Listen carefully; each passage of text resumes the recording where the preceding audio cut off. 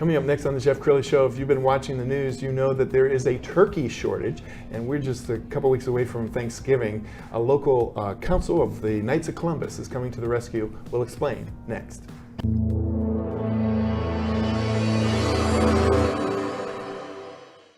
Many are predicting that the worst is yet to come, which is unfortunate, said one person here.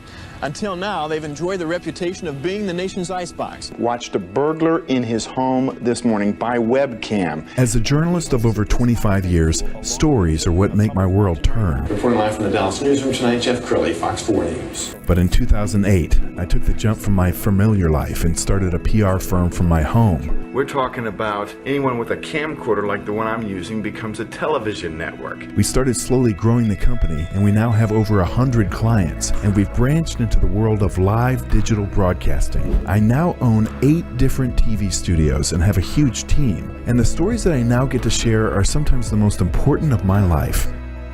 Life has a funny way of coming around full circle. This is the Jeff Crilley Show. Well, obviously there are supply chain issues around the globe, but with just a couple weeks to go till Thanksgiving, a lot of people are freaking out because there's a turkey supply chain issue. To talk turkey today, Phil Reinkemeyer, he's with the Knights of Columbus, a local council in Plano. Right. Yeah. At St. Mark Church. Outstanding. Okay, so how is your council coming to the rescue? So we decided that we could pre-buy turkeys, put them in a good freezer, and then come out and sell up to 80 turkeys. Logistically, that's kind of a nightmare, but luckily I've got a huge smoker that cooks about 20 turkeys at a time and does it in 5 hours. So we're smoking them on the Friday and Saturday, the weekend before Thanksgiving, and then people are picking them up Sunday. We're going to show a picture of one of these birds off your website, and is it just easy enough? They can go on and they can just click and order? Click and order. It's got a Square app there where you can put your credit card in and you order it. You'll get a confirmation along with the details of how to pick your turkey up on that Sunday. Okay, so what do you know that the rest of the world doesn't know? How are you so confident that you're going to be able to actually get your hands on these birds, or do you already have them? So I already have them. I saw this problem with the issue because I'd been to the various different the suppliers, restaurant depots, the Uniteds, the whatever, and I said, hey, I'm thinking about doing this turkey cook, and they said, oh, you got to order them now or we aren't going to have them. And I started seeing that, and then I started going to the grocery stores thinking that, since I buy a lot of food, I'd go up, and they said, no, we don't have enough for what we're going to do. And with that, I said, oh, I got to order it now. So I found a group, it's actually Cooper's Meat Market, that ordered 80 turkeys for me, and they're down in a freezer next Tuesday, I believe. And they'll be ready for us when we're ready to start cooking. Wow, and this supports a wonderful organization that goes back for, how old is the organization? 52 years Knights of Columbus has been around. It started in New Haven, Connecticut. We found a great overview video. Let's go ahead and roll that now. Venerable servant of God, Father Michael McGivney, was deeply concerned about the pressures tearing apart Catholic immigrant families. On October 2nd, 1881, he called a meeting of local Catholic men in the basement of his church. He shared with them his vision of a Catholic fraternal group bound by the spiritual principles of charity and unity. Christopher Columbus brought not only the European settlements, but he brought the gospel. He brought the Catholic faith. Also, the term knights focused on what we would call today the knightly virtues, being there to defend the weak, helping those in need, defending the Catholic Church. The popularity of the Knights soon grew internationally. Within 25 years of the founding, we had councils in every single state of the Union and nearly all of the provinces of Canada, and had councils as well in Mexico and in the Philippines. As the Knights spread around the world, they continued to defend the role of Catholics in American public life. In 1904, the Knights donated $50,000 to establish a chair in history at the Catholic University of America. It was the first of many times when the Knights would respond to the needs of the Church. But the Knights of Columbus were just as willing to respond to the needs of their country.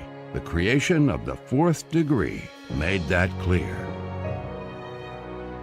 The Knights of Columbus lobbied Congress to memorialize Columbus in Washington, D.C.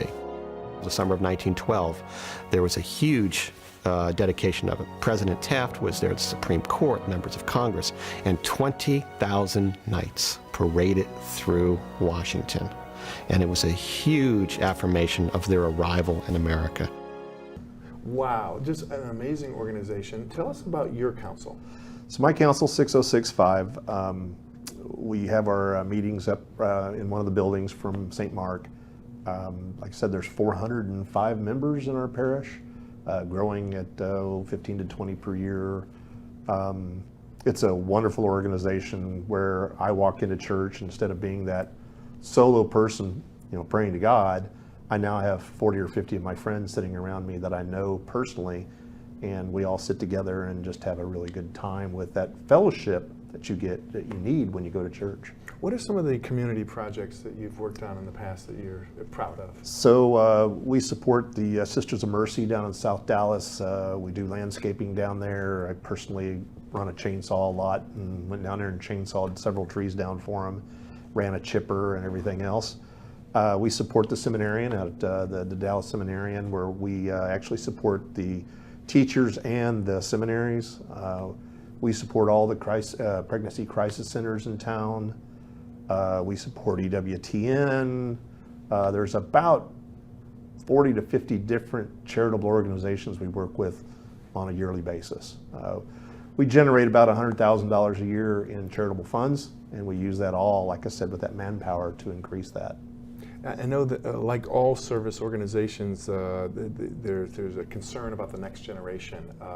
Tell us about reaching Gen Z and making the Knights of Columbus attractive to that age group. So one of the things they've done is the initiation process was more secretive than in the past, and now it's you can actually do it online. Millennials like that, and the Gen Zs and everything else. We're trying to reach out to those 18-year-olds, because that's the first age you can be a Knight, to join then and enjoy this relationship with the fellowship of men and God the entire time of their lives. And it's great networking. I mean, Knights like to do business with other Knights too. Right. Yeah. Outstanding. Well, let's go back to the turkey, because we want to remind people how they can get their hands on one of these birds. And you've got 80, so kind of get them while they're hot, or so to speak. I had to limit it because the smoker only holds X number, right? Yeah. So I only have X amount of time in my life. And this is the smoker, right? Right, that's my smoker. I'm sorry for the can of spray pan there, but I've just wiped it down to make it pretty. This will be up in the St. Mark's parking lot. It will be attached to the cafeteria there, so that I can wash hands and things like that. We'll do 20 turkeys at a time in the smoker, which is kind of impressive that I put 20 turkeys in a smoker of mine. It only takes 3 to 5 hours to cook a turkey, so I'll actually get to sleep, which is kind of impressive. That's from the smoking world. We only have about a minute left, so any final thoughts? What would you like to leave the audience with? We'd love your business. We'd love to have a chance to supply these turkeys. I took 2 of them to a Knights meeting and served them. The Knights are now ordering them like crazy, but we'd like to reach out and support more people on this. This year we'll do 80. Who knows what we'll do next year? That's the whole thing, is we start a charity and then we grow it. And if you're interested in membership in Knights of Columbus, the local council here, let's go ahead and put the website up on the screen so that people can plug into you guys. But Phil, you've been a great guest. Well, thank you, Jeff. You bet. And that's it for now. We'll see you next time.